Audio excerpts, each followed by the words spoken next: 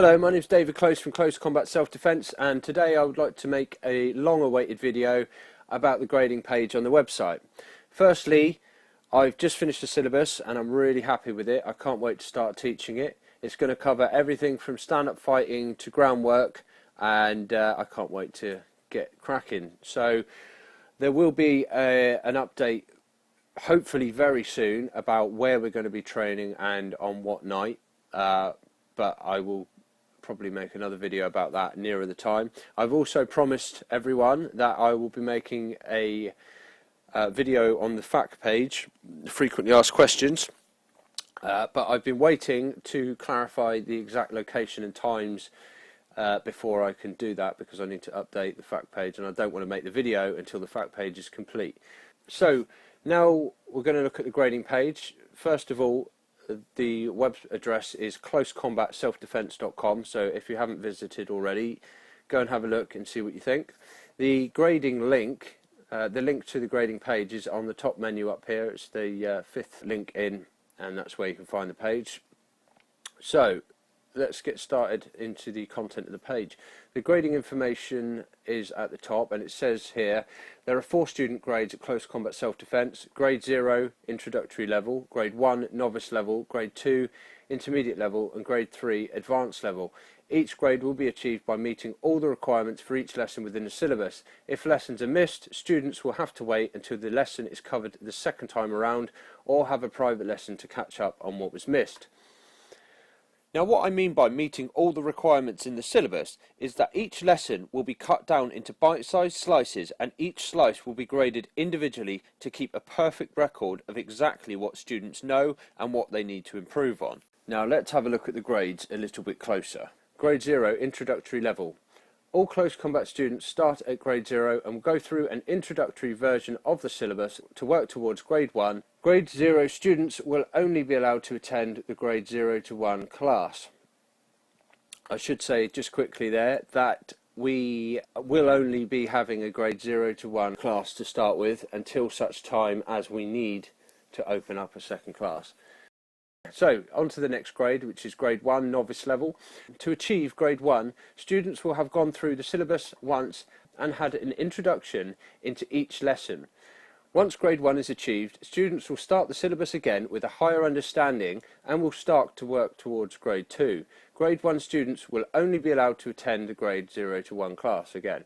Right, so on to the next section, which is Grade 2 Intermediate Level. Grade 2 will be awarded when a distinct and verifiable understanding of each lesson has been achieved and committed to memory. Students must know how to do the skills and techniques and have a basic understanding of the principles involved. Once a student is Grade 2, they can train hard to improve their skills further and start working towards Grade 3. Grade 2 students will be allowed to attend both classes to continue to learn to perfect the basics in the Grade 0 to 1 class, whilst improving their reflex development and experiencing combat simulation in the Grade 2 to 3 class. I should just say here that when you come in as a Grade 0 student, you'll come in, you do the first lesson, and we'll tick off that you've done it. Because basically being a Grade 0 student and going up to Grade 1 means that you've been through the syllabus once. It doesn't matter about your skill level, it's just about experiencing it for the first time. So every single person who does every single class in the syllabus the first time will get up to Grade 1. And then when you're Grade 1 and you're going up to Grade 2, then you've got to be a bit more proficient with the skills. So some people might have to go through the syllabus twice to get to Grade 2, but I will do everything I possibly can to make sure that that isn't the case. But some people learn skills faster than others. Some might grade certain areas quicker than others and have to wait till that area comes around again, or have private lesson to boost certain skills to get that up to Grade 2 standard. And then once they've done that, they can become a Grade 2 student. So then on to Grade 3. Now this is the advanced level. Grade 3 will be awarded when a complete and verifiable understanding of each lesson is observed and recorded. Awareness and reaction time should be instantaneous, and confidence and perfect control must be shown. proving expertise within each facet of each lesson.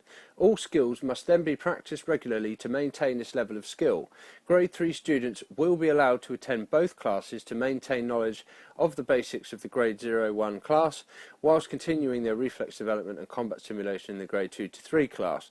The most outstanding students may be offered the opportunity to become assistant instructors to help teach the lower grades, which will add a higher level of understanding to the students' range of knowledge. Grade 3 is basically the elite in the club. People that have been through it, the syllabus, 3 or 4 times and achieved that level of expertise. It's going to be quite difficult to get to Grade 3, but it will be a really nice achievement for those who stick with it and really push through. It will be equivalent to a black belt in other martial arts. And those students who get to that level may be offered to become assistant instructors. If students are good enough, and if students show that they can do the skills efficiently at a Grade 1 level, I may possibly double grade some people, depending on how good they are. Some people may have experienced what I'm going to teach before. Some people might have done 5 years at karate, or 6 years at judo, or jiu-jitsu, or kickboxing, or something similar, and be really, really good at these skills, and need other skills polishing to get up to that standard. But those people will be graded very quickly to Grade 3 standard, and then have to work on the other bits to improve. Say a kickboxer will be really good at the stand-up fighting, but their groundwork might be lacking, so they have to do a lot of extra work to get up to the Grade 3 standard. But they'll be able to help the class with their experience to learn the stand-up fighting, and then other people that might be more experienced at groundwork would help them with their skills. But we'll see how it goes. We'll see who we get, we'll see what people's skills are when they come, and go from there. I'll put a little syllabus disclaimer in here, because I don't want people to think that this is 100% fixed all the time. The syllabus is dynamic and may be subject to change as and when the club grows. Things may be added, changed or removed depending on the law changes, new styles or techniques developing or changing in crime statistics, or new types of weapons or attack techniques being used on the street. A prime example of this is there was a little craze going around a while ago where random groups of teenagers, older teenagers, would just walk up to someone and knock them out flat with a hard, unexpected punch, sometimes even from behind, so that the person doesn't even know it's coming, and bang, they're knocked out flat. That is the sort of thing that, if there's that sort of craze going on at the moment, we might change the syllabus a little bit, we might add something extra in, we may even add a separate special class just to deal with that sort of situation if it is called for, if it's completely necessary. Like the clown thing, the scary clown thing that was going around at Halloween time, that got a lot of people upset. A lot of people were worried about that, so we might throw in some sort of, might do a special class specifically designed to how to avoid that situation and what to do in that situation. But we'll see how it goes. That's just a disclaimer in there, just to say that I might add things and I might take things out as things progress. And because I've never run this club before, I don't know how things are going to pan out, and I might need to change the syllabus occasionally to make everything as good as it possibly can be for the students.